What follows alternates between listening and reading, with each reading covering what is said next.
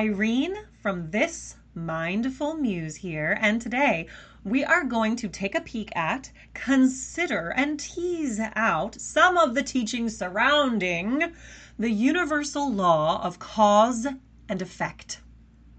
Now, there are lots of different umbrellas which we could choose to view this idea. We see this come up in various religions, spiritual teachings, and even in science. So we're just going to dip our toe on a few of these topics generally. Of course, you can always take a deep dive, and I highly suggest that you do if you find this an interesting topic. So let's start with the science, the idea that every action has an equal and opposite reaction. Everything that takes place, right? Let's say if we're looking at physics, for example, every action has an equal and opposite reaction. So we can see this law taking place in the physical realm. Now we're going to consider the idea in terms of a spiritual realm, that the words that we say, the actions that we take, the choices that we make, have a consequence. The idea is that sometimes they are direct consequences, sometimes they are indirect consequences. And we will come back to this to tease out in a little more detail. So now let's kind of shift our perspective, and we hear this term karma a lot. Karma, if we were looking through the lens of the Hindu tradition, and we were considering the Sanskrit word, which comes from karman, which means action. The idea is that there are lots of different kinds of actions that we can take, and therefore varying reactions, consequences, or results. There is the action of words that you say, of deeds, right? Physicalization of deeds that you embody and make choices concerning. There is the idea of accumulated karma. So perhaps if your beliefs include the idea of past lives or of generational trauma that you may be carrying, right? There may be an ongoing long-term implication from beyond simply this embodiment. And then there is the concept or idea of the present moment, that sometimes in the present moment there's an immediate reaction based off of what you have chosen to do. I really enjoy seeing this also overlap in the Buddhist tradition. The Buddhist idea of to be mindful and in alignment, right, with the highest and greatest good, knowing that there are consequences for your actions, taking accountability for your actions. We also see this in the Abrahamic tradition in terms of religions, and that there are consequences for your actions. Even the idea of judgment, right? That we put a moral value to the things that we choose to do and to the things that we choose not to do. So not only are you, in terms of radical responsibility, if we were to take radical responsibility for all the things that we have chosen or choose to do or not to do in terms of the words that we speak, the actions that we take, it can feel at times a little overwhelming. Gosh, that feels like so much. I'm so responsible for all of these things. But what can be empowering is to choose to take responsibility. The idea is that your soul is already responsible for these choices that you make, right? So why not become consciously aware and use your intention when you make choices? You can have the best intention and there can still be negative consequences. However, intention is important. I love looking at that through the lens of the Buddhist tradition as well, but also through the Christian tradition. So there's lots of ideas here to kind of tease out and toy with, and there are many other spiritual and religious beliefs that draw on these, but I think these are a few kind of major categories that we can consider. And I just kind of want to add to that too, in terms of the Jewish tradition, from the Kabbalic or the mystic concept, there is often the idea of the residual karma in terms of the idea of past lives. However, in the more grand teachings, not grand, the more general teachings, it is not always addressed. And so you will find folks of any and every religion, but especially the Abrahamic tradition I have found, where you have some folks who are in alignment and agree with the idea that there may be multiple lifetimes. And then you get the idea that there perhaps is one lifetime that we are living. Now, whatever your tradition or your particular beliefs may include, I think we can still engage with this idea, this concept of taking radical responsibility for our choices, for the things that we choose to do and the things that we choose not to do. We can see in the real world, there are real life implications. Now, if we consider that spiritually or energetically, there are added implications, there are added results, and that sometimes we feel it immediately in the moment. Sometimes we carry the weight of a choice that we have made or perhaps did not make. And the weight of that is also a result, a consequence. How interesting. How interesting to consider the idea that every single action we take or do not take, every single word that we say or do not say, has an effect on ourselves, on those around us, and if you're thinking of a ripple effect, on the outside world. Wow. It starts to put into perspective the idea that you are an incredibly powerful force. If you can impact every single thing around you with the choices you make, it's worth considering maybe then I and all things are way more powerful than we have been led to believe. Now, taking radical responsibility for your choices can feel a little scary, can feel a little overwhelming, because then you think, gosh, now I'm responsible. Now I'm conscientious. Now I might feel anxious about the choices that I make. Now, the goal is not for you to feel anxious, right? I think we live in a time and a place where our anxieties are triggered, and from my perspective, it's intentional, right? When we are making choices from fear or self-protection, those choices can often lead to, whatever our intention, negative consequences. When we make choices from trust, when we make choices from faith, whatever your faith may or may not include, when we make choices from the idea of peace, whether that means that you're standing in the strength of your peace in the midst of chaos and saying, the world is attempting to push me into this mad choice over here, and I just choose from a peaceful place to not engage. And I take responsibility for that choice. Or knowing that when you make a choice, even if your intention is to do no harm, right? That is important. That does factor in.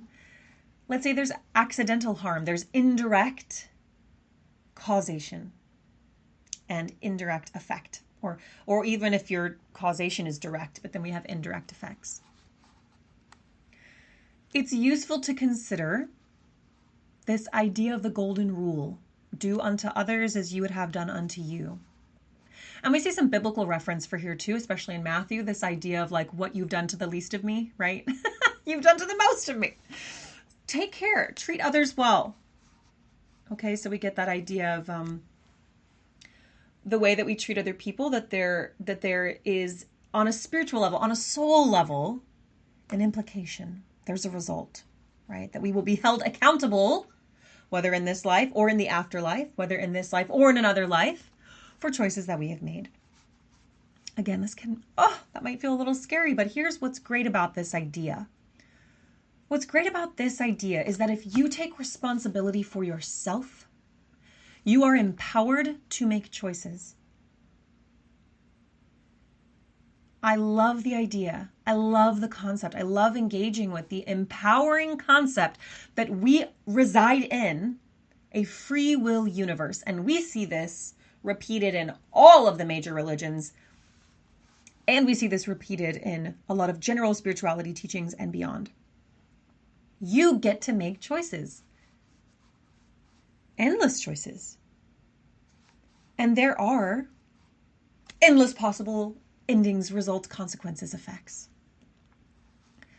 As scary as that might feel, to think, gosh, what if I make the wrong choice? I like to think that God, Creator, Source is all loving, unconditionally loving, all powerful, and gives their children, right, from this God, Creator, Source mindset, the space to learn. You learn through cause and effect. You are empowered to make choices so that you can feel the result of every choice you've ever made. And then, as long as there is a lesson learned, the choice that you made is worth something. You can learn through struggle and darkness and chaos. You can. And it seems we're very committed to that on this earth, on this spinning rock of chaos in this time. However, you can also learn through peace and love and unity. You can learn the same lesson through two very different choices. I see someone in need.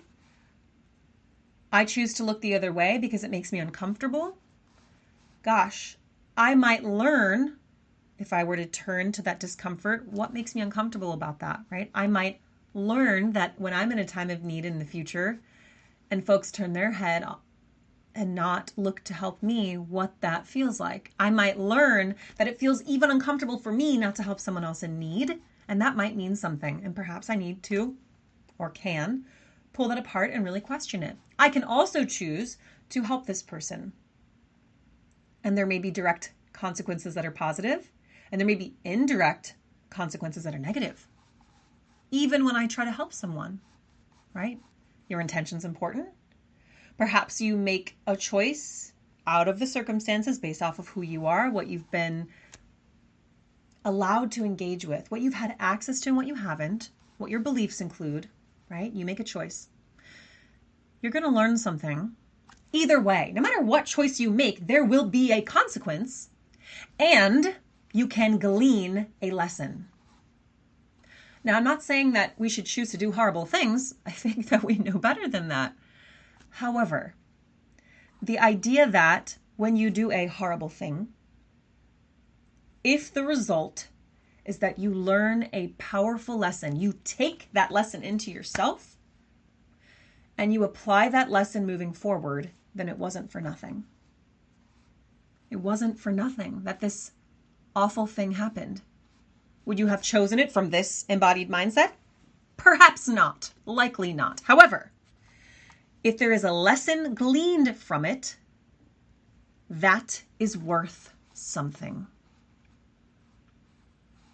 That golden rule, right, is paying you back in gold, in the worth of the lesson learned, right? Do unto others as you would have done unto you. You do your best to do unto others as you would have done unto you. Sometimes we misstep and we learn either in the moment or perhaps down the line that there is a result of that choice. And there is always nuance. There's always the specific particular circumstances in a moment. And that in one particular circumstance, you might believe, I would never make that choice. But in these set of circumstances, it's starting to look pretty good. Or I can understand why I could justify this choice. So I like to think that in terms of morality, there's no one size fits all. It is specific to circumstance. And we can always consider from an unconditionally loving perspective, as I like to believe that Creator, Source, God has when looking at us as children and saying, you're learning a lesson, aren't you? As long as there is a lesson being learned, we are not going to waste this circumstance. We are not going to waste this situation. We are not going to waste this result. Now, folks can go into maybe this person is having a bad life because they were a bad life before. Is that possible? Maybe. Maybe they've chosen to take on this to learn lessons for their soul progression. Maybe they're having a shitty life because someone out of their own free will made some shitty choices, and these are the repercussions. These are the effects of someone else's choices. Maybe this person is carrying and will learn to transmute, transform through the darkness so that others can see that that is possible. Perhaps they are transmuting and transforming the heaviness of generational trauma. So there's so many varying situations and circumstances that we can be in. But here's what's important. Here's what I'm going to invite you to engage with. When we take radical responsibility, when we decide I am responsible for me, I am responsible for the choices I make, I'm responsible for the choices I have made, I'm responsible for the choices I will make. Despite how scary that might feel, empower yourself to know you are a co-creator in this universe. And that as long as you can, from your perspective, assign meaning. And I think oftentimes the most useful meanings are lessons learned. If you can take a lesson from a heavy circumstance to then apply in a future circumstance or apply for someone else's benefit, that's really powerful.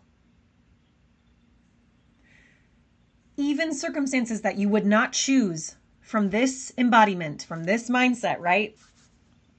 Perhaps your soul decided to struggle in this way to learn a lesson. Maybe. Perhaps it's happening because of the choices of others. Perhaps it's just happening. Maybe from this mindset, you would not choose that. Maybe you didn't. Either way, if you can look at it and say, this is heavy. I don't know how or why I would have ever chosen this, but I'm going to take radical responsibility to learn a lesson from this. What is the lesson?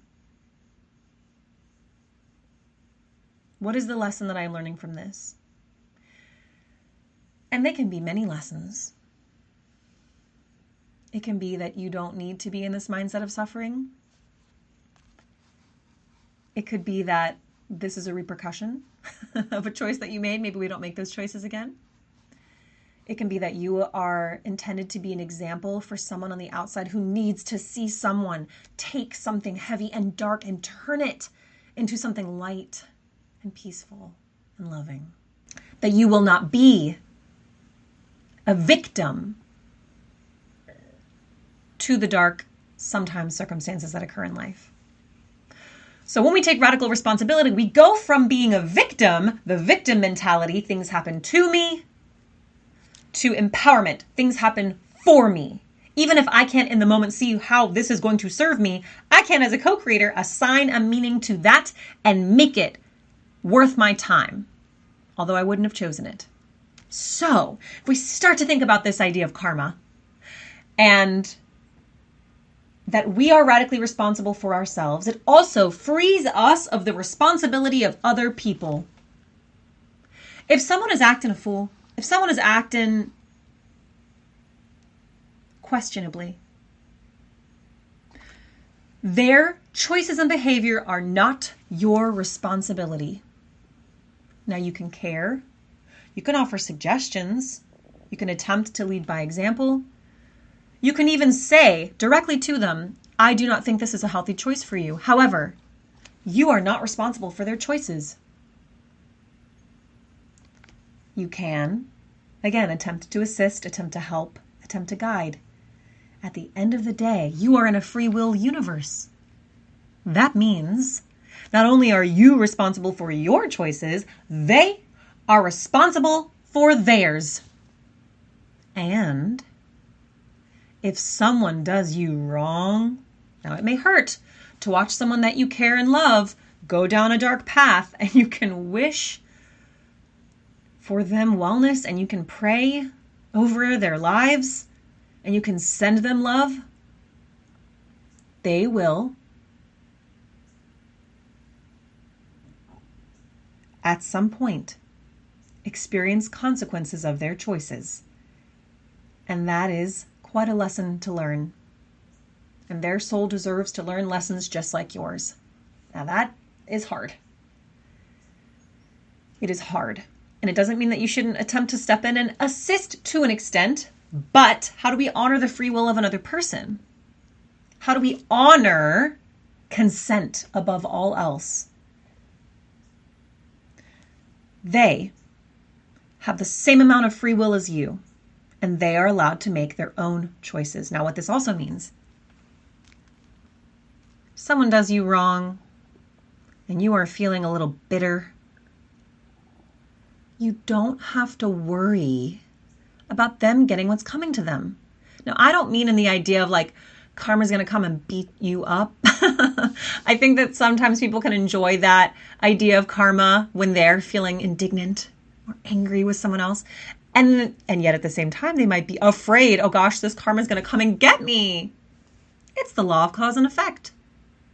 Every action has an equal and opposite reaction. If this person chose to behave in this less than positive way, rest assured, there will be a reaction. There will be an effect. And sometimes it's hard when you're watching in the moment and you say, when? When will there be an effect? When will I see them crumble? You know, it isn't up to you. That's what is so beautiful, is that you don't have to worry about it. They are not your responsibility. You can wish them learning. You can wish their soul growth, while you also wish and engage with your own learning and soul growth. They're not your problem. They're not your responsibility. The universe is the ultimate equalizer. You can let that go. You can let that go. So here I want to tag on to the end of this conversation something that I find profoundly powerful and absolutely gorgeous is the idea of forgiveness. Forgiveness. What an easy thing. Who gives a hoot? Why should we care about forgiveness? I'll tell you why you should care about forgiveness. It's likely that you are carrying things that you have not forgiven yourself of. When we continue to punish ourselves for choices that we have made,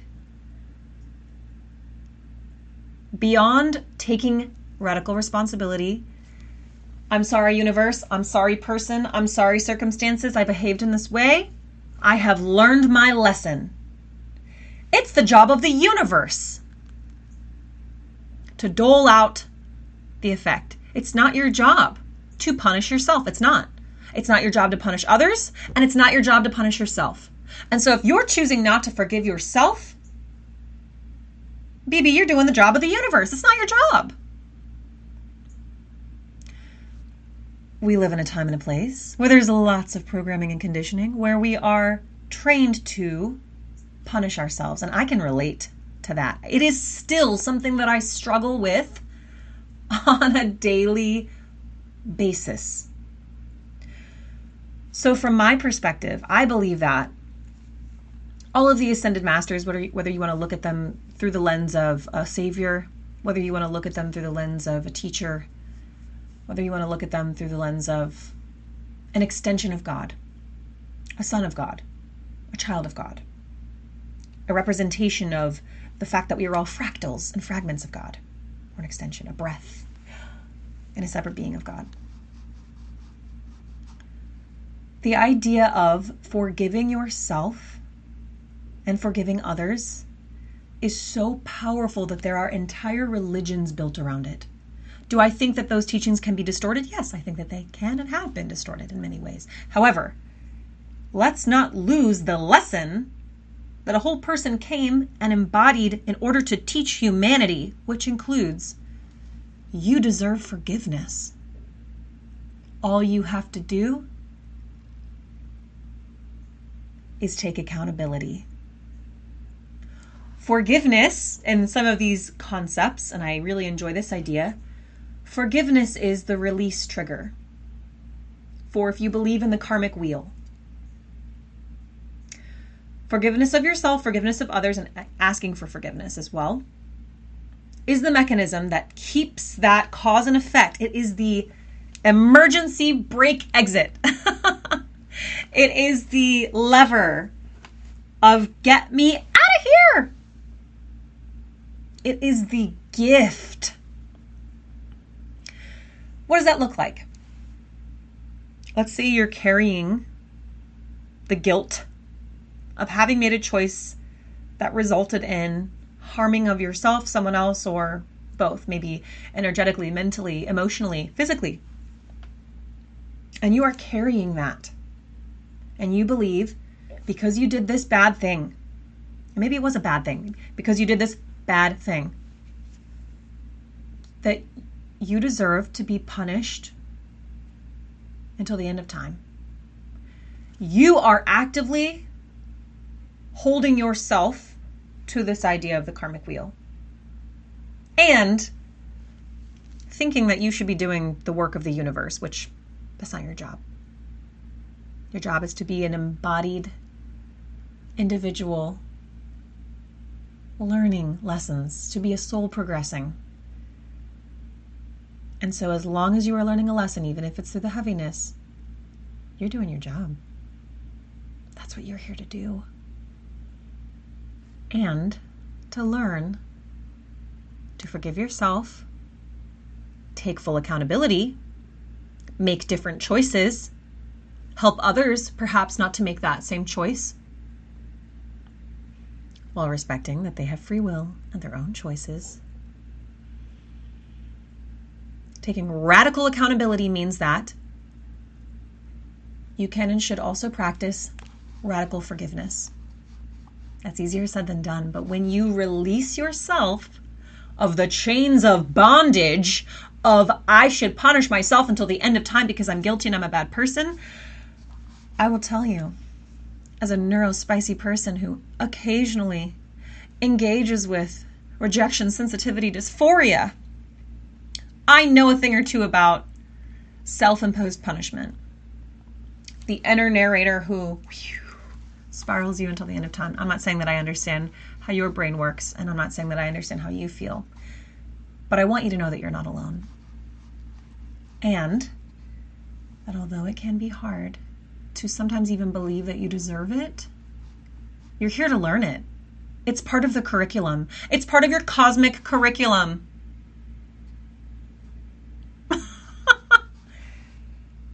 You weren't created to only feel pain and suffering and then to punish yourself. You're here to feel love and peace and pain and suffering, and still to choose to do better. Still to learn and practice how to forgive yourself and others.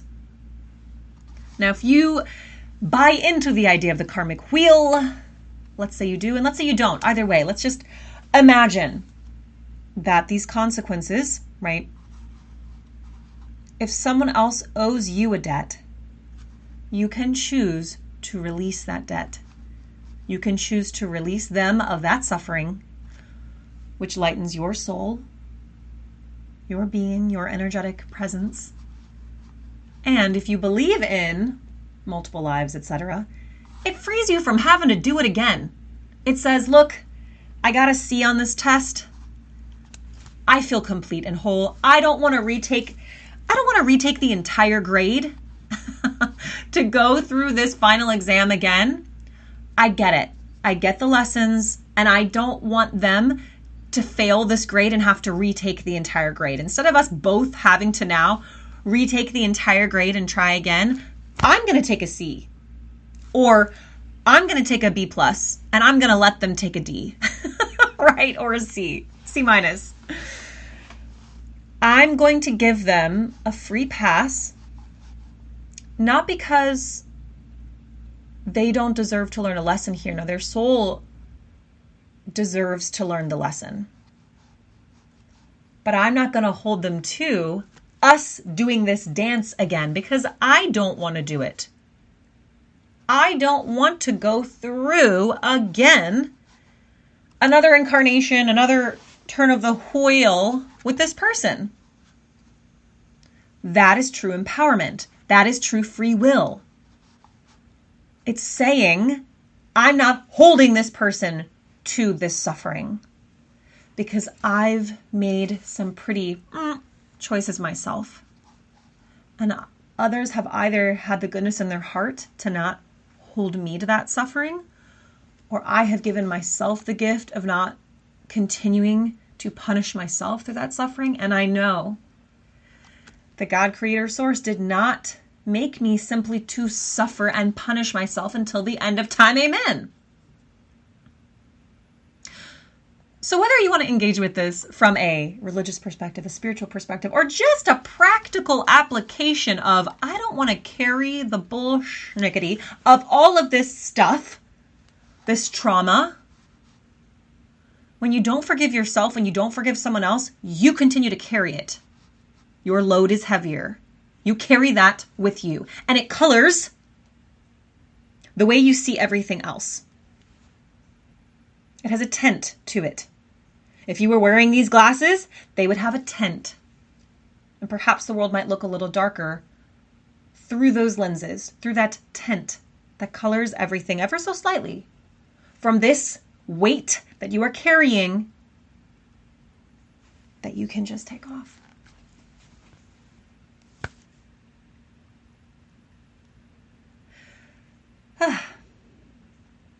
So the idea of forgiveness is this beautiful gift. So the idea of forgiveness is this beautiful gift that I believe Yeshua, Jesus, came here to reteach to humanity as this is the greatest gift you can give yourself. This is a gift I'm giving to humanity. You can do what I can do and even more.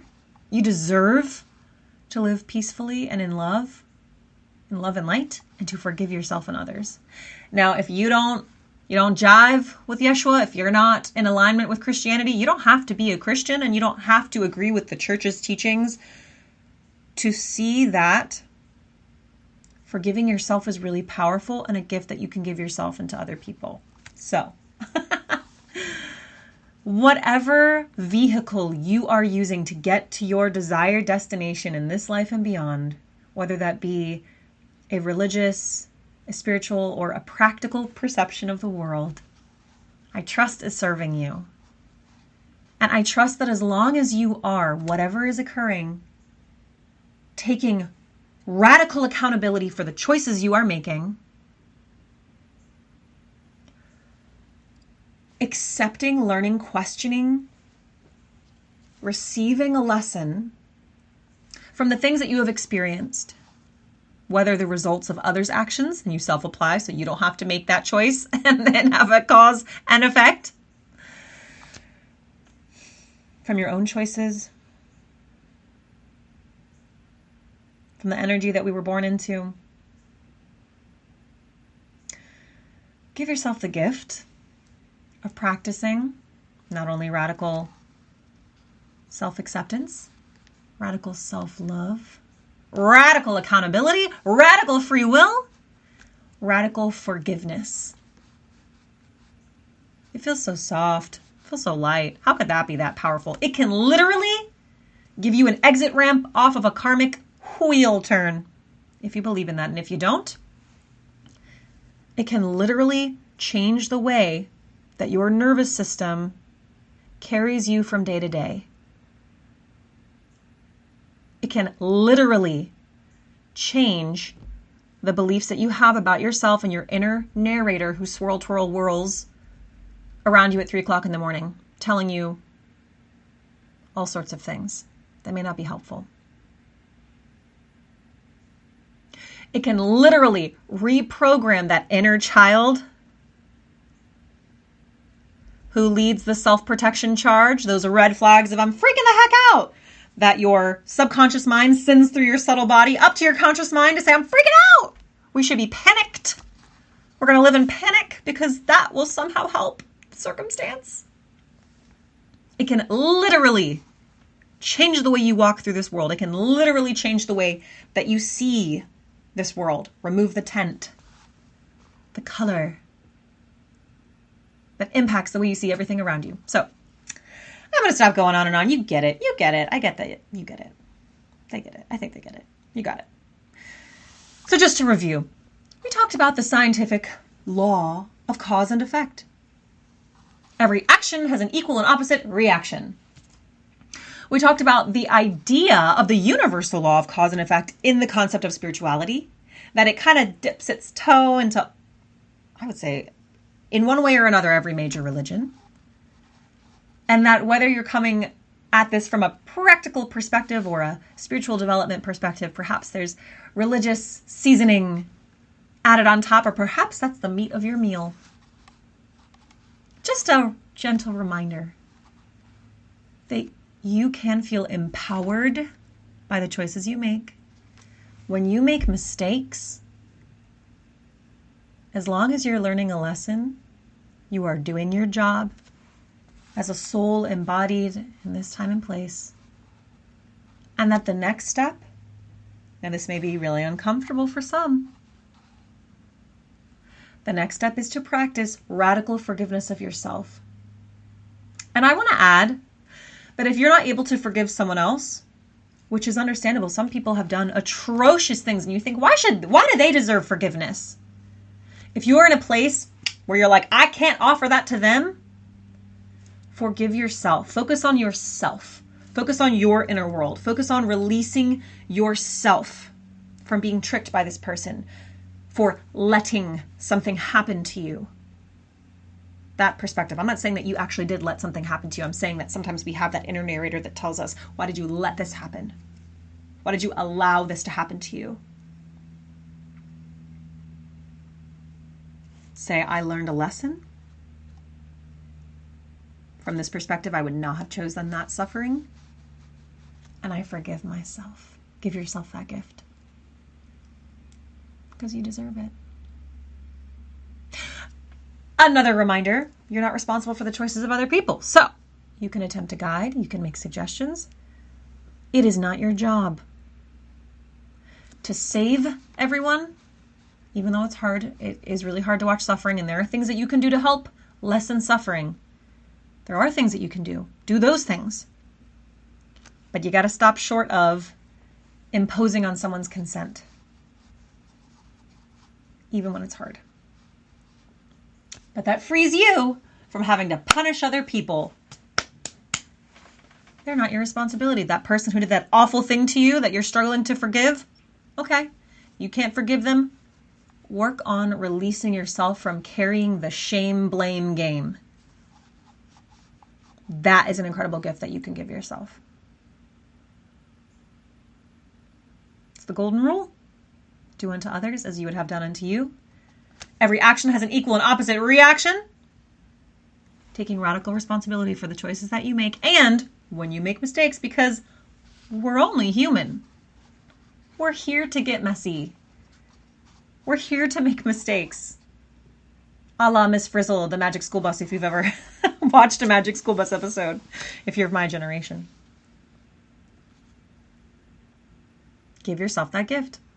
We can talk about in another episode. How do we practice forgiveness for ourselves? How do we work through that when we feel so unworthy? How do we break down those belief systems, and how do we reprogram ourselves? Well, gosh, there's so many steps to that, and I can't wait to dive into that topic. But I thought that for today, we would just start with this law, and we would think about it, question it, see how we can apply it from a general perspective to all of these varying belief systems, religions, spiritual application, and practical application as well. I hope that you have a gorgeous rest of your day. I hope that you feel empowered to take radical responsibility. And when you take responsibility, part of your job is learning to forgive yourself. If you're not ready to forgive someone else, I say don't worry about them. Start with you. Give yourself the gift of releasing yourself once the lesson has been learned. I think you get it. I love you so much. Thank you for sharing time, space, and energy with me, and I'll see you around. Bye.